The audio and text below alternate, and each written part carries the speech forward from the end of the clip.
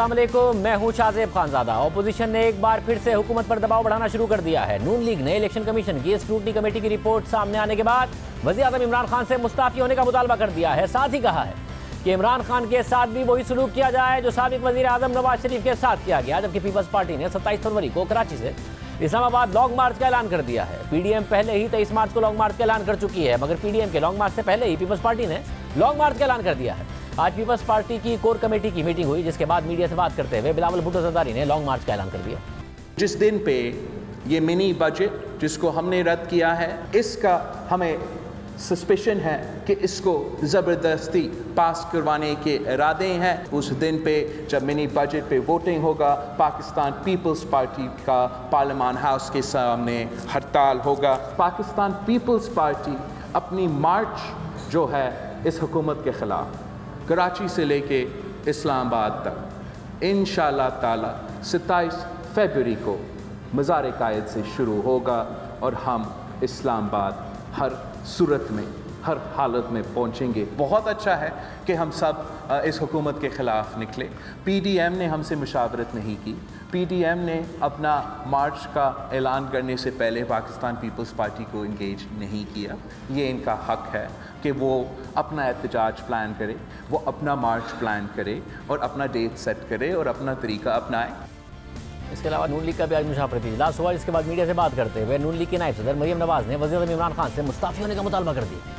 मुस्लिम league नून भी ये demand करती है, पाकिस्तान की अपोजिशन भी ये डिमांड करती है और करना चाहिए। झूठ बोलने के जुर्म में, गैर कानूनी फंडिंग लेने के जुर्म में और उसको छुपाए रखने के जुर्म में इमरान खान को फ़ौरन इस्तीफ़ा देना चाहिए। मिस डिक्लेरेशन के लिए, मिस स्टेटमेंट के लिए उनके और उनकी जमात के ख़िलाफ़ कार्रवाई होनी चाहिए। जो 4 एम्प्लॉइज़ के नाम पर पैसा आया, उन अकाउंट्स की, उन एम्प्लॉइज़ की भी के ख़िलाफ़ भी कार्रवाई होनी चाहिए, इन्वेस्टिगेशन होनी चाहिए। और अभी तक जो पीटीआई के अनडिक्लेयर्ड अकाउंट्स हैं, जो उन्होंने झूठ बोल के कंसील किए, उन सब के ऊपर जो है वो इन्वेस्टिगेशन होनी चाहिए। जो पीटीआई के जितने डिक्लेयर्ड और अनडिक्लेयर्ड अकाउंट्स हैं, सबको पब्लिक किया जाना चाहिए। और जिस तरह नवाज शरीफ के ख़िलाफ़ एक झूठे इल्ज़ाम के अंदर JIT बनी थी, हम ये डिमांड करते हैं कि सुप्रीम कोर्ट के एक जज की ऊपर तैनाती होनी चाहिए। रोज़ाना की बुनियाद के ऊपर इमरान खान का केस चलना चाहिए। अगर नवाज शरीफ साहब अडयाला जेल जा सकते हैं, कोट लखपत जेल में रह सकते हैं, कोई सलूक हम डिमांड करते हैं कि इमरान खान के साथ भी वही सलूक किया जाए। अपोजिशन हुकूमत पर दबाव बढ़ा रही है और खुद वज़ीर आज़म इमरान खान ने आइंदा 3 माह को अहम करार दिया है। वज़ीर आज़म ने आज सहाफ़ी खबर गुमन से मुलाकात की और उनके मुताबिक वज़ीर आज़म ने कहा है कि हमारी हुकूमत के अगले 3 माह इंतहाई अहम है। 3 माह में महंगाई पर काबू पा लेंगे। फौजी क़यादत के साथ मेरे ताल्लुकात मिसाली नौयत के हैं। आर्मी चीफ की मज़ीद तोसी से मुताल्लिक अभी सोचा नहीं, नवंबर काफ़ी दूर है। वज़ीर आज़म इमरान खान ने मज़ीद कहा कि खैबर पख्तूनख्वा के बल्दियाती इंतखाबात में शिकस्त से पार्टी को नुकसान हुआ। ये पार्टी की तंजीमी सतह पर बड़ी नाकामी है। हुकूमत की सबसे बड़ी नाकामी एहतसाब का ना होना है। नैब केसेस में प्रोसिक्यूशन ठीक नहीं होती। वज़ीर आज़म इमरान खान ने कहा कि अपोजिशन अदम एतमाद लाना चाहती है तो ज़रूर लाए। इन करप्शन ज़दा पार्टियों से मुझे कोई ख़तरा नहीं। तमाम तर शवाहिद के बावजूद ये लोग बच निकल रहे हैं। शहबाज शरीफ FIA के केस में बच नहीं पाएंगे। इत्तेहादियों के साथ मिलकर हुकूमत 5 साल पूरे करेगी। इसके अलावा आज वफाकी वज़ीर इत्तलात फवाद चौधरी ने कहा कि हमें अब नून लीग और पीपल्स पार्टी की फंडिंग की रिपोर्ट का इंतज़ार है। हम तो सुरखरू हो गए। जो इलेक्शन कमीशन ने 10 दिन के अंदर ये कहा है कि PMLN और पीपल्स पार्टी के फंडिंग जो है उसके ऊपर इंक्वायरी रिपोर्ट भी सामने आ जाएगी। हम इंतज़ार कर रहे हैं कि उनके ज़रा गुण खिल जाए कि ये लोग जो फंडिंग करते रहे, नून लीग वाले और पीपल्स पार्टी वाले, वो फंडिंग कर क्या रहे थे। पाकिस्तान में उनको पता नहीं है कि उनके ख़ानदानों की हुकूमत इस मुल्क में कब की ख़त्म हो चुकी है। मुस्तकबिल जो है वो अब इनकी पार्टी में भी नए लोगों का है। एक कह रहा है कि हम तहरीक शुरू कर रहे हैं, दूसरा कह रहा है जी आप इस्तीफ़ा दे दें। जैसे जो है इनकी मुल्क में जो है कहीं कोई हुकूमत है। बहरहाल बच्चे हैं, वक्त के साथ इनको भी पता चल जाएगा सियासत क्या होती है। इलेक्शन कमीशन की स्क्रूटनी कमेटी की रिपोर्ट में गैर मुल्की कंपनियों के नाम भी सामने आए हैं। रिपोर्ट के सफ़ा नंबर 88 पर एक कंपनी बुटॉन क्रिकेट लिमिटेड का नाम है, जिसने तहरीक इंसाफ को $21,21,500 दिए। द न्यूज़ में उमर चीमा की खबर के मुताबिक इलेक्शन कमीशन की स्क्रूटनी कमेटी की रिपोर्ट से पता चलता है कि आरिफ नकवी की गैर मुल्की कंपनी बुटॉन क्रिकेट लिमिटेड ने 2013 के आम इंतखाबात से कुछ अरसा पहले तहरीक इंसाफ को $20 लाख से ज़ायद रकम की अदायगी की। ये शायद किसी भी गैर मुल्की कंपनी की जानिब से दी गई सबसे बड़ी रकम है, जिसकी निशानदही स्क्रूटनी कमेटी ने की है। खबर के मुताबिक आरिफ नकवी तहरीक इंसाफ के डोनर्स की हैसियत से खबरों में रहे हैं और ये भी भी इतलात थी कि अगर वो गिरफ्तार ना होते तो हुकूमत में उनके पास अहम ओहदा होता। खबर के मुताबिक पॉलिटिकल पार्टी ऑर्डर 2002 के मुताबिक कोई भी पार्टी गैर मुल्की शख्स या कंपनी से फंडिंग नहीं ले सकती। खिलाफवर्जी करने वाली जमात को तहलील किया जा सकता है। पॉलिटिकल ऑर्डर 2002 की सेक्शन 6(3) में लिखा है कि डायरेक्ट या इनडायरेक्ट किसी भी गैर मुल्की हुकूमत, कंपनी, फर्म, तिजारती या प्रोफेशनल एसोसिएशन से फंडिंग लेने पर पाबंदी है। सियासी जमातें सिर्फ अफराद से फंड ले सकती हैं। आगे इस ऑर्डर में मजीद लिखा है कि इस कानून के तहत ममनुआ फंडिंग जब्त कर ली जाएगी और गैर मुल्कियों से फंडिंग लेने का इल्जाम साबित होने की सूरत में सियासी जमात को तहलील भी किया जा सकता है। अब सवाल ये उठता है कि क्या गैर मुल्की कंपनी से फंडिंग लेने के इल्जाम में तहरीक इंसाफ तहलील हो सकती है? एक तरफ इलेक्शन कमीशन के स्क्रूटनी कमेटी की रिपोर्ट है, दूसरी तरफ अपोजिशन दबाव बढ़ा रही है। मगर अपोजिशन की दोनों बड़ी जमातें अलग अलग एहतजाज का प्लान कर रही हैं। पीपल्स पार्टी 27 फरवरी को लॉन्ग मार्च कर रही है, जबकि पीडीएम ने 23 मार्च को लॉन्ग मार्च का ऐलान किया है। इस हवाले से पहले सियासी मौक़िफ़ मालूम करेंगे, फिर कानूनी मौक़िफ़ आपके सामने रखेंगे। हमारे साथ मौजूद है नून लीग के सीनियर रहनुमा एहसन इकबाल साहब और पीपल्स पार्टी के रहनुमा कमरुज़्ज़मा कायरा साहब। आप दोनों का बहुत शुक्रिया। कायरा साहब, आपकी तरफ से 27 मार्च को अनाउंस कर दिया गया लॉन्ग मार्च, पीडीएम 23 मार्च को लॉन्ग मार्च करने जा रही है और आज बिलावल भुट्टो ज़रदारी साहब ने कहा कि पीडीएम ने अपने लॉन्ग मार्च के हवाले से हमसे रब्ता नहीं किया था, तो बस फिर आपका 27 फरवरी को होगा, इनसे एक माह पहले होगा, जाएंगे वापस आ जाएंगे, हुकूमत का क्या बिगाड़ लेंगे? पीडीएम जो कर रही है, पीडीएम तो खैर अब खत्म हो गई हमारे जाने के बाद, लेकिन अब जो मल्टी पार्टी अलायंस है अपोजिशन का, वो जो अपने तौर पे कर रहा है उनका हक है, बड़ा अच्छी बात है, हमारी उनके लिए भी नेक दुआएं हैं। लेकिन पीपल्स पार्टी अपने तौर पे भी अपनी जिम्मेदारी अदा करती है और जो हमारे मुतालबात हैं वो ऑलरेडी डिक्लेयर्ड है। अगर हम नहीं करते तो फिर मीडिया की तरफ से ये सवाल उठता है और जायज उठता है कि अपोजिशन की जमातें अपनी जिम्मेदारी नहीं निभा रही, और अगर हम अपनी जिम्मेदारी निभाने की बात करते हैं तो फिर उसके ऊपर सवाल उठते हैं। अब सवाल यह है कि हमें क्या करना चाहिए। हमें इस हुकूमत को से इस मुल्क की जान छुड़ानी चाहिए। उसके लिए जो इक़दाम किए जा सकते हैं वो करेंगे। चेयरमैन साहब अपने टूर में पाकिस्तान भर से, जो सिंध से चलेंगे वो पंजाब में आएंगे, वह केपी के लोग भी आएंगे, वहाँ लोगों को मोबिलाइज भी करेंगे, अपना नुक्ता नज़र भी लोगों के सामने रखेंगे, उनसे उनकी राय भी जानेंगे और फिर हम हुकूमत के खिलाफ अपना जो हतमी लाएअमल है उसका ऐलान करेंगे। वैसे फिर तो पीडीएम की अपने वर्कर्स को मोबिलाइजेशन करने की एक्टिविटी है, आपकी अपने वर्कर्स को मोबिलाइजेशन करने की एक्टिविटी है, 2023 के इलेक्शन की तैयारी की एक्टिविटी है, तो हुकूमत को तो कोई खतरा ना हुआ ना आप लोगों से? हम किसके खिलाफ जा रहे हैं? हुकूमत के खिलाफ। हुकूमत को खतरा नहीं है, आपकी नज़र में शायद ना हो, हमारी नज़र में तो जब अवामी मूवमेंट शुरू हो जाती है, लोग निकल के हुकूमत के खिलाफ खड़े हो जाते हैं। लोग शायद सब सच बात आपको कह रहा हूँ कि हम जब जाते हैं कहीं गमी खुशी में बाजार में, तो लोग हमसे सवाल करते हैं कि कब हमारी जान छुड़ाओगे इस हुकूमत से, आप क्यों नहीं कर रहे हो? तो हम अपनी तारीखी जिम्मेदारी निभाते हुए, बिल्कुल हमारी ये एक रिस्पॉन्सिबिलिटी है एक सियासी जमात के तौर पे कि हम लोगों के जज्बात की नुमाइंदगी करें इस हुकूमत को चलता करने के लिए। जो हमारा आज का कोई एजेंडा नहीं है, इससे पहले भी हम कह रहे हैं कि फौरी इलेक्शन जो है वो मसले का हल है, तो फौरी इलेक्शन कैसे हो सकता है? इस हुकूमत के जाने पे ही हो सकता है, और तो कोई जरिया नहीं है। साहब, आप कह रहे हैं कि लोग आपसे कहते हैं कि इस हुकूमत को कब चलता करेंगे? जब भी आप जाएं कहीं, महंगाई है वो हुकूमत भी मानती है, आप लोग भी एहतजाज कर रहे हैं, मगर आप लोग जब एहतजाज करते हैं, चाहे वो पीडीएम के प्लेटफॉर्म से हो जब आप थे उनके साथ, या अब हो, अवाम कोई बड़े तूफान की सूरत में बहुत बड़ी तादाद में आप लोगों के साथ निकले नहीं हैं, तो इस दफा कैसे निकल आएंगे कि हुकूमत को जाने पर मजबूर कर देंगे? ये बात आपकी किसी हद तक दुरुस्त है कि जब हम इकट्ठे, आज जो सूरत हाल है, लेकिन जब पीडीएम हमने बनाई थी और हम इकट्ठे चले थे और उसके बाद हमारे कुछ दोस्तों को बहुत जल्दी थी पीपल्स पार्टी और एएनपी को अलग करने की, उससे पहले हमारे जलसे जुलूस, हमारे बाय इलेक्शंस, हमारा सेनेट का इलेक्शन, वो आपकी बात के साथ बिल्कुल मुखालिफ है, क्योंकि उस वक्त लोग हमारे साथ थे, जलसों में भी साथ थे, वोटों में भी साथ थे, बाय इलेक्शन में भी साथ थे, सेनेट में भी साथ थे। उसके बाद यकीनन लोगों के अंदर भी एक तब्दीली और मायूसी आई है, और हमें लोगों को किस तरह का कायल करना है, लोगों के पास जाके, लोगों को कायल करके, लोगों को मोबिलाइज करके, अपना नुक्ता नजर लोगों के सामने बयान करके, यही एक तरीका होता है ना सियासी जमात का। तो जो बात आप कह रहे हैं ये किसी हद तक दुरुस्त है, लेकिन ये इस कमी को दूर करने का तरीका भी यही है कि हम मोबिलाइजेशन में जाएं, हम लोगों के पास जाएं और लोगों की राय भी लें, उनसे मैंडेट भी लें और इस हुकूमत के खिलाफ जो हतमी जदोजहद है वो करें। अच्छा, मगर ये अलग अलग लॉन्ग मार्च का ये भी मतलब है ना कि आप लोगों के मामला बिल्कुल नहीं तय पाए हैं, मिलकर इन हाउस चेंज के लिए भी नहीं तय पाए हैं कि हुकूमत को इन हाउस खतरा हो पार्लियामेंट के अंदर, और सड़कों पर भी नहीं तय पाए हैं कि सड़कों पर आप मिलकर निकल सकें। अलग अलग ही होगा जो होगा, और हुकूमत को खतरा नहीं होगा। इन हाउस की हद तक तो जी हम अपनी जगह पे कमिटेड हैं, और वो हमारा आप देख रहे हैं कि हमारी जमातों का, सियासी जमातों का जितनी भी हैं, शहबाज शरीफ साहब की क़यादत में असेंबली के अंदर हमारा उनके साथ तावन था और है और रहेगा। आउटसाइड द असेंबलीज हमने पीडीएम नहीं छोड़ा। मैं समझता हूं कि हमारे मीडिया के दोस्तों को ये बात तनकीद करते हुए आपका हक है, बिल्कुल इसको इस एंगल से जरूर देखिए, लेकिन ये जरूर देखिए कि क्या पीडीएम के इत्तेहाद से पीपल्स पार्टी निकली है या पीपल्स पार्टी को फोर्स किया गया है ये फैसला करने पे, जिसकी जिम्मेदारी है। हाँ, हमारे निकलने से पीडीएम का नुकसान हुआ, ये बात दुरुस्त है। अपोजिशन को धचका लगा, ये बात दुरुस्त है। हुकूमत को फायदा हुआ, ये बात दुरुस्त है।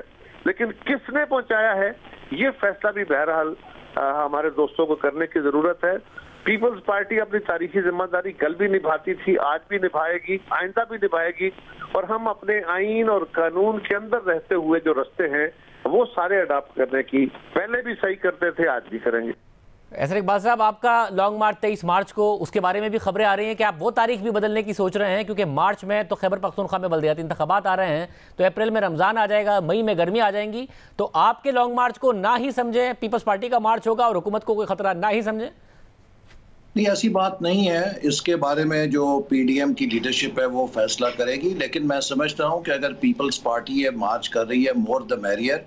इसी तरह जमात इस्लामी भी, मैं उम्मीद करता हूं कि इस हुकूमत के खिलाफ मैदान अमल में निकलेगी। पीडीएम तो निकली हुई है, लेकिन मेरा ख्याल है कि शायद अब उससे ज़्यादा बड़ा मरहला आ गया है, और पहले का मरहला आ गया है। जो फॉरेन फंडिंग केस में स्टीयरिंग कमेटी, जो स्क्रूटनी कमेटी की रिपोर्ट है, इसके बाद अब इमरान खान साहब के पास एक लम्हा ज़ाय किए बगैर इस्तीफ़ा देने के अलावा कोई ऑप्शन नहीं, इसलिए कि उसमें बड़े सीरियस मुज़मरात हैं। मिसाल के तौर पे इनकी जितनी फंडिंग है वो स्टेट बैंक के ज़रिए बाहर से आई है, और इन्होंने इसीलिए गालिबन गवर्नर स्टेट बैंक को मुंह मांगे जो उन्होंने खुद मुख्तारी का बिल पेश किया है उसके ऊपर रजामंदी का इजहार किया है कि गवर्नर स्टेट बैंक को खुश करेंगे तो गवर्नर स्टेट बैंक के जरिए ये उनकी मनी ट्रेल को छुपा सकेंगे जो बाहर से पैसा आया है।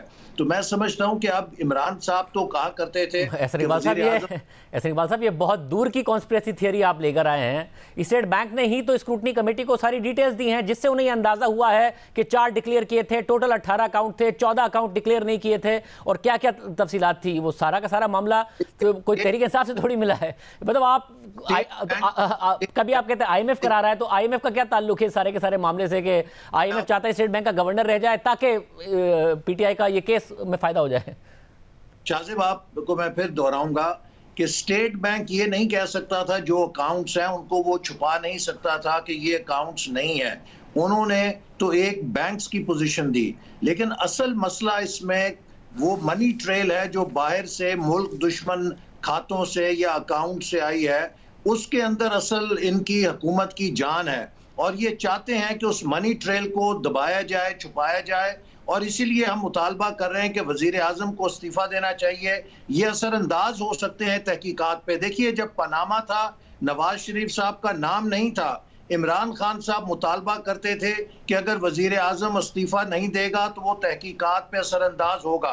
अब वक्त आ गया है कि जो बात ये कहते थे वो करके दिखाएं। अब इमरान खान खुद इस फॉरेन फंडिंग केस में उन पर साबित हो गया है कि उन्होंने कंसीलमेंट भी की है, मिस अप्रोप्रिएशन भी की है, और अब ये जो सरकारी तहकीकात हो रही हैं इस पर ये असरअंदाज होने की सलाहियत और ताकत रखते हैं। इन्हें फौरन इक्तदार से अलग होना चाहिए, और मैं समझता हूँ कि अदालत को नोटिस लेना चाहिए। मगर आपको क्या फिर इलेक्शन कमीशन पे नहीं है भरोसा? इलेक्शन कमीशन में समाअत होनी है, स्क्रूटनी कमेटी की रिपोर्ट आ गई है, आप लोगों के खिलाफ इमरान खान साहब बहुत एहतजाज करते रहे, फिर पनामा आया 2017 के बाद उन्हें मौका मिला, उस सारी की सारी सिचुएशन को उन्होंने कैपिटलाइज किया। आज आप लोग कहते हैं कि आपको विक्टिमाइज किया गया। आप चाहते हैं इमरान खान साहब भी आइंदा कहें कि उन्हें विक्टिमाइज किया गया? इलेक्शन कमीशन को तहकीकात करने दीजिए, फैसला करने दीजिए। आप वही मुतालबात कर रहे हैं जो इमरान खान साहब आपसे करते थे। जी, हम तो ये कह रहे हैं कि इमरान खान साहब, इलेक्शन कमीशन तो अपनी तहकीकात करेगा, लेकिन इलेक्शन कमीशन उन मालूमात की रोशनी में तहकीकात करेगा जो उसको बैंक्स की तरफ से, सरकारी इदारों की तरफ से फराहम की जाएंगी। और अगर इमरान खान साहब वजीर आज़म के ओहदे पर बैठे हैं तो इस इम्कान को आप खारिज नहीं कर सकते कि वो असरअंदाज हो सकते हैं इन तमाम तहकीकात के ऊपर, स्टेट बैंक के ऊपर असरअंदाज हो सकते हैं। मगर ऐसे बात आ गया ना, ये आरिफ नकवी साहब की कंपनी ने अगर पैसे भेजे, किसी और ने भेजे, क्या मामला थे, ये सारी डिटेल्स आ गई हैं। अब तो इलेक्शन कमीशन ने फैसला करना है इसको देख के कि वो इसको फॉरेन फंडिंग का फैसला करते हैं, ममनुआ फंडिंग का फैसला करते हैं, कोई लाइबिलिटी वजीर आजम तक पहुंचाते हैं, नहीं पहुंचाते। अब तो इलेक्शन कमीशन का फैसला है, मालूमात तो बाहर है।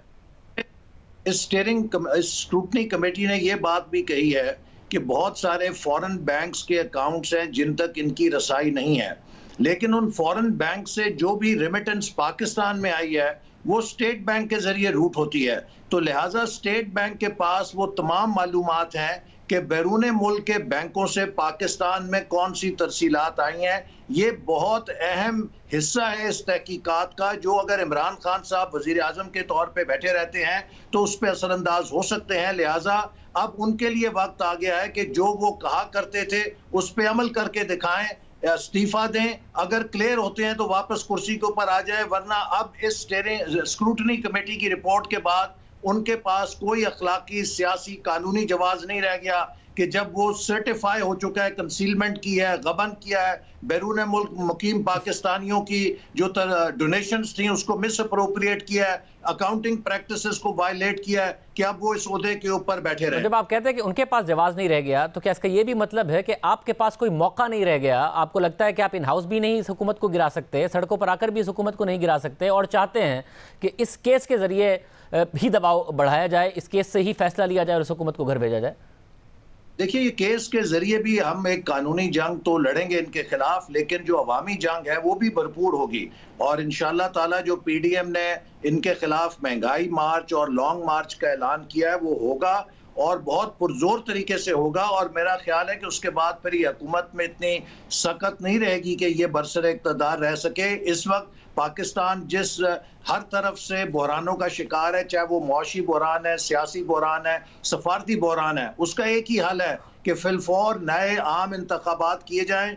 शाहजेब 2018 का जो तजुर्बा किया गया था वो फेल ही नहीं हो चुका, वो बल्कि मेगा फेल हो चुका है। अब वो पाकिस्तान की सलामती के लिए खतरा बन रहा है। इस खित्ते का ताकत का तवाज़ुन बिगड़ रहा है। पाकिस्तान की जो नेशनल पावर है वो तेजी के साथ जवाल पजीद है, और इससे इस खित्ते में बहुत अमन को खतरा हो सकता है, हमें कौमी सलामती को खतरात हो सकते हैं। लिहाजा अब कोई हल नहीं है सिवाय इसके कि नया इंतखाब फौरन किया जाए। बहुत शुक्रिया। गुफ्तगू आपने सुनी है। क्या वाकई जो तफसीलात अब सामने आई हैं, जिसके ऊपर इस्तीफे का वज़ीर-ए-आज़म से मुतालबा किया जा रहा है, वो तहरीक इंसाफ के लिए खतरनाक साबित हो सकती हैं, चाहे आरिफ नकवी साहब की कंपनी की तरफ से फंडिंग हुए दूसरे मामला हो? आपके सामने मौक़िफ़ रखेंगे एक ब्रेक के बाद। ऑपोजिशन सड़कों पर आ रही है, बयानियां बना रही है। वज़ीर-ए-आज़म खुद कह रहे हैं कि उनकी हुकूमत की कारकर्दगी के लिए अगले 3 महीने बहुत अहम हैं। आज मरियम नवाज़ ने इलेक्शन कमीशन की स्क्रूटनी कमेटी की रिपोर्ट पर बहुत सारे सवालात उठाए हैं। क्या सवालात उठाए वो देखिए, और क्या वाकई हुकूमत के लिए खतरा बन सकते हैं उस पर बात करेंगे। जरा देखिए। 26 अकाउंट्स थे टोटल, 18 अकाउंट्स एक्टिव थे पीटीआई के, 4 जो थे वो पीटीआई ने डिक्लेयर किए हैं इलेक्शन कमीशन ऑफ पाकिस्तान के सामने।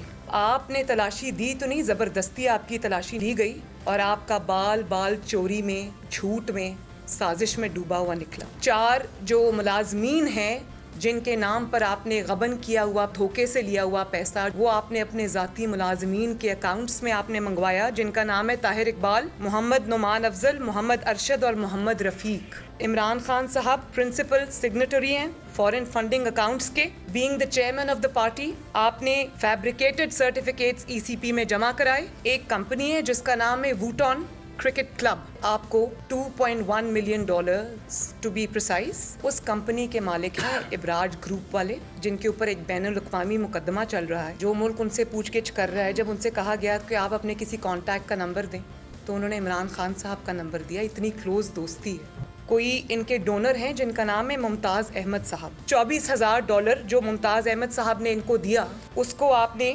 नथिया गली में एक होटल का $लाखों का कॉन्ट्रैक्ट पकड़ा दिया। कानूनी और सियासी सूरत हाल पर हम बात करेंगे। हमारे साथ मौजूद हैं पिलडैत के सरबराह अहमद बिलाल महबूब साहब, साथ ही हमारे साथ मौजूद हैं शहजाद इकबाल साहब। आप दोनों का बहुत शुक्रिया। अहमद बिलाल महबूब साहब, पहले ये बताइएगा कि ज़ाहिर अब नज़र आ रहा है इस रिपोर्ट में कि बहुत सारी ऐसी कंपनीज़ हैं बाहर से जिनसे पैसा आया, $21 लाख आया है, मगर कंपनी अगर बैरूनी है मगर वो शख्स पाकिस्तानी है, तो कोई मसला बनेगा? कानून क्या कहता है इस हवाले से? बहुत शुक्रिया। देखिए, जो पॉलिटिकल पार्टीज ऑर्डर है जो इस केस के ऊपर गवर्निंग लॉ है, उसके अंदर तो किसी भी कंपनी से पैसा लेना जो है वो ममनू है, खा वो कंपनी पाकिस्तानी ही क्यों ना हो। यानी एक कंपनी जो पाकिस्तान में इनकॉर्पोरेटेड हो उससे भी पैसे नहीं लिया जा सकते किसी पॉलिटिकल पार्टीज के लिए। तो ये तो खैर फॉरेन इनकॉर्पोरेटेड पार्टी है और उसके बारे में सवाल ये है कि अगर इसका मालिक पाकिस्तानी हो तो खा वो पाकिस्तानी ही हो, चूंकि वो कंपनी है और फिर वो फॉरेन इनकॉर्पोरेटेड भी है, तो मेरे ख्याल में कंपाउंड हो जाता है। तो ये बिल्कुल मेरे ख्याल में तो प्रोहिबिटेड है, ये फॉरेन फंडिंग के झैल में आएगा, बेशक उसका मालिक पाकिस्तानी है। और शहजाद, ज़ाहिर एक नैरेटिव है पीटीआई का, उसे अभी भी महफूज रखने की कोशिश कर रही है कि जी हमारी तो फतह हुई है ये रिपोर्ट आने के बाद और हम तो सही साबित हुए हैं। आपको लग रहा है कि एक जो नैरेटिव है वो पीटीआई के खिलाफ बन रहा है इस रिपोर्ट आने के बाद? नुकसान तो हो रहा है और नैरेटिव भी उनके खिलाफ बनता हुआ नजर आ रहा है, क्योंकि अगर इमरान खान के अपने स्टैंडर्ड्स आप देखें जिसमें वो कहते थे कि ट्रांसपेरेंसी होनी चाहिए, साफ शफाफ चली पीटीआई, वो वाली बात होती थी, तो वो तो नहीं नजर आ रही। और दूसरा सबसे बड़ी बात तो ये है ना कि 7 साल तक एक केस को ड्रैग किया गया, बार बार जो है स्टे ऑर्डर लेने की कोशिश की गई अदालत से, कभी एंड वक्त पे अपना वकील चेंज कर दिया, कभी कहते हैं कि जो रिपोर्ट है उसको पब्लिक ना करें, फिर प्रेस कॉन्फ्रेंस में कहते हैं कि रिपोर्ट पब्लिक कर दें, तो वहां पे भी डबल स्टैंडर्ड नजर आते हैं। तो मेरे ख्याल से नैरेटिव तो इनके खिलाफ जा रहा है, लेकिन बात यह है कि इलेक्शन कमिश्नर ऑफ पाकिस्तान जब अपना फैसला देगा वो कितना डैमनिंग होगा। क्या ये मामला सिर्फ यही है कि रिकंसाइल नहीं हो रहा है जैसे कि तहरीक इंसाफ कह रही है, या प्रोहिबिटेड फंडिंग का मामला है तो उसमें तो पैसे जब्त हो जाएंगे, वो तो इतना डैमनिंग नहीं होगा इनके लिए। लेकिन अगर ये मामला फॉरेन एड का होता है, यानी कि कोई फॉरेन कंपनी ने या किसी इंडिविजुअल ने पैसे दिए, तो वो जाहिर सी बात है खतरनाक होगा, क्योंकि उसमें प्रोसेस शुरू हो सकता है डिसोल्यूशन का, पार्टी को तहलील करने का। और तीसरा अगर ये होता है कि जानबूझ के गलत एफिडेविट दिया है अदालत में भी, आपने फैब्रिकेटेड डॉक्यूमेंट्स दिए और जानबूझ के ये छुपाया है, तो फिर अगर कंसीलमेंट का मामला होगा तो वो मामला शायद 62(1)(f) तक भी चला जाए सादिक और अमीन के हवाले से, जैसे कि ऑपोजिशन कह भी रही है कि सुप्रीम कोर्ट को चाहिए कि इस मामले को आगे लेके जाए। तो अब ये डिपेंड करता है कि इलेक्शन कमीशन ऑफ पाकिस्तान किस किस्म की डिक्लेरेशन देता है इस 31 करोड़ रुपए के हवाले से जो कि रिकंसाइल नहीं हो रहे हैं इस वक्त। अहमद साहब, आपको लगता है कि सिर्फ एक फंड्स कन्फिस्केट करने का मामला है, जब आप कानून को देखते हैं तो आपको लगता है कि तहरीक इंसाफ को खतरा है इस हवाले से और वज़ीर आज़म को खुद को खतरा है इस हवाले से? देखिए, फंड कन्फिस्केट करने वाला मामला तो बहुत छोटा मामला है और वो बहुत मेरे ख्याल में उसकी नुकसान इतना बड़ा नहीं है पार्टी को, पैसे अगर जब्त हो जाते हैं।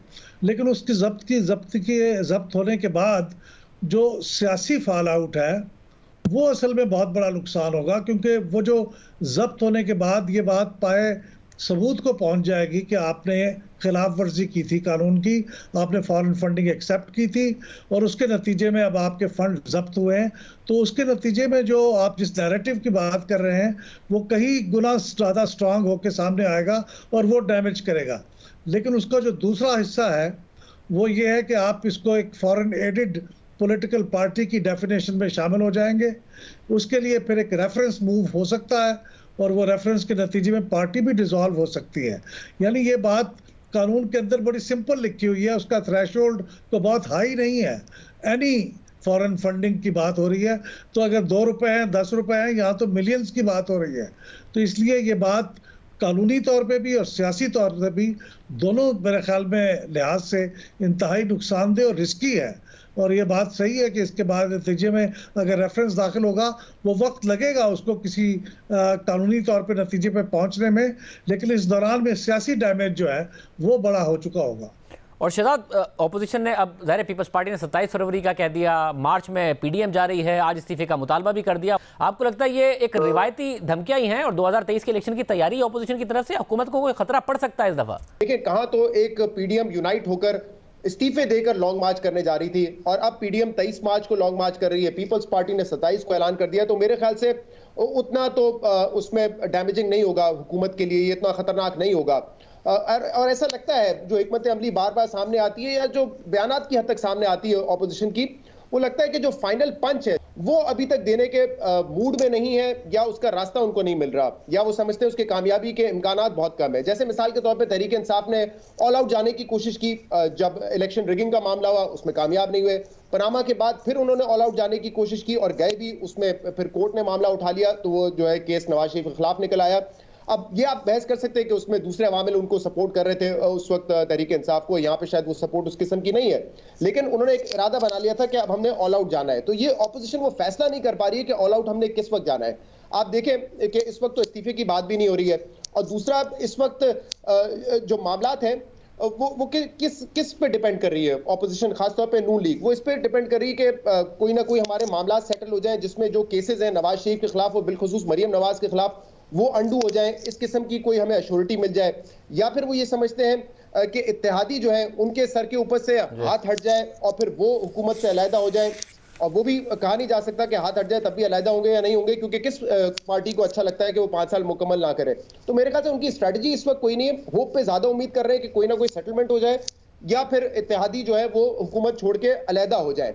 अदरवाइज ऑपोजिशन इस मोड में नहीं नजर आती कि वो कोई फाइनल पंच दे सके तहरीक इंसाफ को।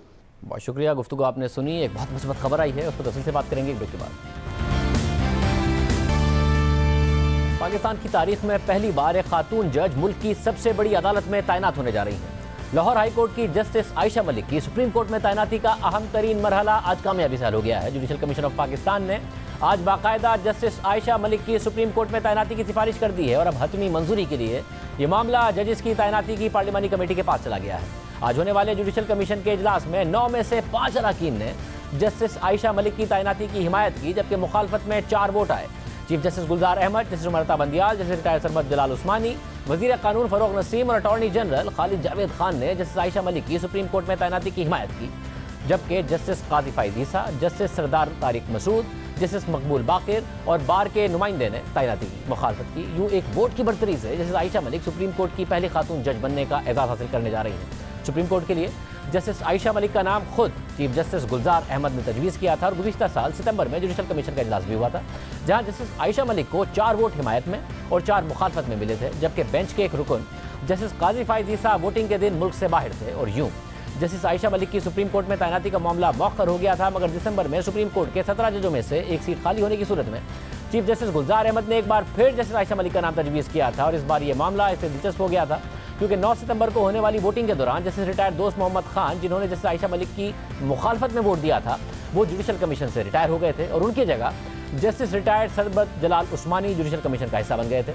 जिन्होंने आज जस्टिस आयशा मलिक की हिमायत में वोट दिया है। Justice Ayesha Malik supreme court में तैनाती की सूरत में 2031 तक खिदमात अंजाम देती रहेंगी और 2030 में जस्टिस याया आफरीदी की रिटायरमेंट के बाद उनके चीफ जस्टिस बनने के इम्कानात भी हैं, जिससे उन्हें एक और एजाज़ हासिल हो जाएगा। जैसे आयशा मलिक 2012 में लाहौर हाई कोर्ट में तैनात हुई थी और उस वक्त सीनियरिटी लिस्ट में 4थे नंबर पर है।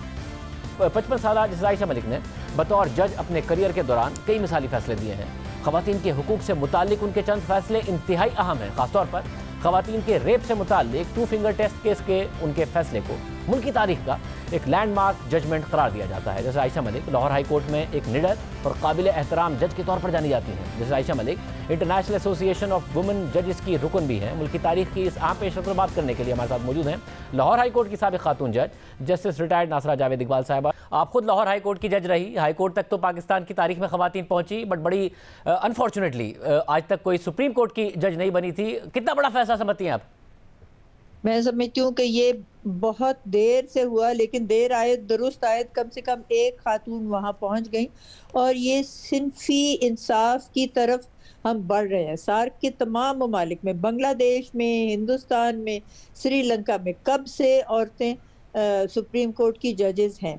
हमारे यहाँ बहुत कोशिश करने के बाद अब ये मौका हमें मिला है। और आप मुस्तकबिल के लिए समझती हैं कि जहां पर एक बात की जाती है कि जी सीनियरिटी का प्रिंसिपल हो, हालांकि माजी में भी उसकी पासदारी नहीं हुई है, अगर वो ना फॉलो हो तो सीनियरिटी और मेरिट का क्राइटेरिया कोई ऐसा बनाया जाए जिसमें यह एतराज़ भी ना हो कि जी अपनी ज़ाती पसंद नापसंद की वजह से आगे बढ़ाया जा रहा है मामले को किसी चीफ जस्टिस की तरफ से या किसी और की तरफ से। और जो खवातीन अच्छी अच्छी जजेज आई और सुप्रीम कोर्ट नहीं जा सकी क्योंकि सारे ऊपर मर्द होते हैं इस पूरे के पूरे प्रोसेस को फाइनलाइज करने वाले, तो उसमें भी तब्दीली की जाए, कोई ऐसा प्रोसेस बनाया जाए। हमारा कहता है कि ये प्रमोशन नहीं है, ये एलिवेशन नहीं है, ये असर नाउ अपॉइंटमेंट है। और अपॉइंटमेंट के 2 क्राइटेरिया हैं। 15 साल की स्टैंडिंग हो किसी वकील की सुप्रीम कोर्ट में, उसको नॉमिनेट किया जा सकता है। किसी कोर्ट की कोई जज हो या कोई आदमी जज हो और 5 साल की स्टैंडिंग हो, वो नॉमिनेट हो सकता है। 41 जजेस हमारे सुप्रीम कोर्ट में इस अंदाज में हुए हैं जो सीनियरिटी बेसिस पे नहीं हुए, क्योंकि सीनियरिटी तो काउंट ही नहीं करती। Merit is the important thing. अब मुझे याद है कि जस्टिस कैकाउस जो थे वो 7वीं जगह से या कहाँ से उनको सुप्रीम कोर्ट का जज बनाया था। मेरा ख्याल है महमूदुर रहमान साहब भी जो है वो सीनियरिटी के बेसिस पे नहीं आए थे, वो उनको अपॉइंटमेंट की थी मेरिट पे। हलीम जो थे उनका भी ऐसे बेशुमार नाम है और उनमें से बहुत सारे चीफ जस्टिस बने हैं। नसीम हसन शाह भी उनमें शामिल। तो ये कोई क्राइटेरियन है ही नहीं कि ये सीनियरिटी का बेसिस हो। और साहब, और आप समझती हैं पूरे की पूरी जो लीगल कम्युनिटी है पाकिस्तान की, जो मामला है अदालतों का, वो सब आप जानती हैं। आपके ख्याल में एक अच्छी शुरुआत है और इस शुरुआत के बाद ये मामला, इस मामले में हम तसलसल देखेंगे, ख़वातीन हमें सुप्रीम कोर्ट में नजर आए बतौर जज? इंशाल्लाह होना चाहिए। बहुत से ऐसे मामले होते हैं जिसको ख़वातीन बेहतर अप्रिशिएट कर सकती हैं, और ये जो अब आई हैं इन्होंने तो बहुत सारे ऐसे केसेस किए हुए हैं जिसमें ख़वातीन के मसाइल नहीं है, कॉन्स्टिट्यूशनल मसाइल हैं और कॉर्पोरेट मसाइल हैं। तो ये मामला फ़हम है, हर मामले को समझते हैं। अगर हम हिसाब लगाएं, हमने सीडो को साइन किया हुआ है, convention for the elimination of discrimination against women, तो 1/3 कम से कम इनमें से ख़वातीन होनी चाहिए। तो ये कम से कम 5 जजेस हमारी ख़वातीन होने का हमें मायार रखना चाहिए, लेकिन ऐसा मायार है कोई नहीं। और ये पहली दफ़ा देखें ये कुफर टूटा है कि हमारी खातून आई हैं। बहुत शुक्रिया। प्रोग्राम में ब्रेक शामिल करते हैं और आम खबर की तफसीलात आपको बताएंगे। वज़ीर-ए-आज़म ने चेयरमैन नैब की पार्लिमानी कमेटियों में पेशी के मामले पर उन्हें अहम रियायत दे दी है। अब उनकी जगह डीजी नैब उनकी नुमाइंदगी करेंगे। सारा मामला नैब की रिकवरीज के मामले पर पार्लियामेंट की पब्लिक अकाउंट्स कमेटी में chairman NAB justice retired Javed Iqbal की तलबी के तनाजुर में सामने आया है। पब्लिक अकाउंट्स कमेटी ने इस हवाले से चेयरमैन नैब को आज भी तलब कर रखा था और उन्होंने इन कैमरा इजलास में इस मौजू पर वजाहत देनी थी। गुज़िश्ता इजलास में इन कैमरा इजलास की तजवीज़ भी चेयरमैन नैब ने खुद ही दी थी, मगर आज जब उनकी अपनी दरख्वास्त पर इन कैमरा इजलास हुआ तो वो पेश नहीं हुए। लेकिन वज़ीर-ए-आज़म की खास हिदायत पर मुश्तमिल खत कमेटी के सामने पेश किया गया, जो नैब की तरफ से सेक्रेटरी कौमी असम्बली को लिखा गया है। इस खत के मुताबिक वज़ीर-ए-आज़म ने चेयरमैन नैब की आईनी जिम्मेदारियों और फ़राइज़ के पेश नज़र पब्लिक अकाउंट्स कमेटी समेत तमाम पार्लिमानी कमेटियों और दीगर आईनी और कानूनी बॉडीज़ के सामने डीजी नैब हेडक्वार्टर्स को प्रिंसिपल अकाउंटिंग ऑफिसर की हैसियत में चेयरमैन नैब की नुमाइंदगी करने की मंजूरी दी है। इस अहम पेशरफ्त पर chairman public accounts committee Rana Tanveer ने कहा कि चेयरमैन नैब की पोजीशन बिल्कुल अलग है, वो जवाबदेह और काबिल एहतसाब हैं। नैब की पोजीशन टोटल डिफरेंट है। He is answerable and accountable himself. वो काम जो पैसे खर्च इसने अपने दौर में किए हैं उसका तो जवाब उसे नहीं देना है। नैब का दावा है कि उसने 2006 से 2021 के दरमियान 821 अरब रुपए की रिकवरीज की हैं, जबकि वजारत खजाना के हुकाम ने सेनेट की कायमा कमेटी बराए खजाना को बताया था कि नैब की तरफ से सिर्फ 6 अरब 50 करोड़ रुपए की रकम नॉन टैक्स आमदनी के तहत हमें मौसूल हुई है। बाकी फंड्स कहाँ गए और कहाँ इस्तेमाल हो रहे हैं उसका हमें कोई इल्म ही नहीं है। हम तो नैब हुकाम से पूछ भी नहीं सकते कि पैसे कहाँ हैं। इस मामले की वजाहत के लिए पार्लियामेंट की पब्लिक अकाउंट्स कमेटी चेयरमैन नैब को मुसलसल तलब करती रही है, मगर वो सिर्फ एक बार ही कमेटी के सामने पेश हुए और फिर चेयरमैन नैब ने खुद इन कैमरा इजलास में तफसीलात बताने की पेशकश दी, मगर फिर अब उन्हें रियायत दे दी गई है। उनकी जगह डीजी नैब हेडक्वार्टर्स पार्लिमानी कमेटियों में उनकी नुमाइंदगी करेंगे। अहम बात यह है कि नैब हुकाम की जानिब से पब्लिक अकाउंट्स कमेटी में आज पेश किए गए खत के मुताबिक ये रियायत चेयरमैन नैब को वज़ीर-ए-आज़म की तरफ से दी गई। इजाज़त दीजिए। अल्लाह।